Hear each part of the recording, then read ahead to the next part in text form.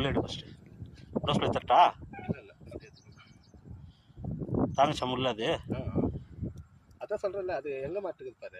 சைடில் மாட்டினால தான் வந்துச்சு. அது கீழே எங்கே மாட்டிருச்சுன்னு வச்சுக்கோ, பிஞ்சிருக்கும் அது.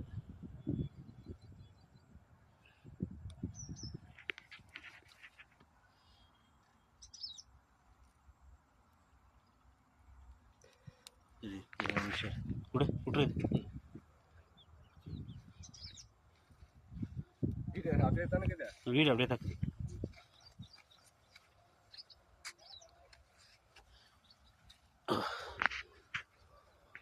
விஷால் 2 சைடு தண்ணிக்குது. ஜம்ப் கொடுக்க போகுது.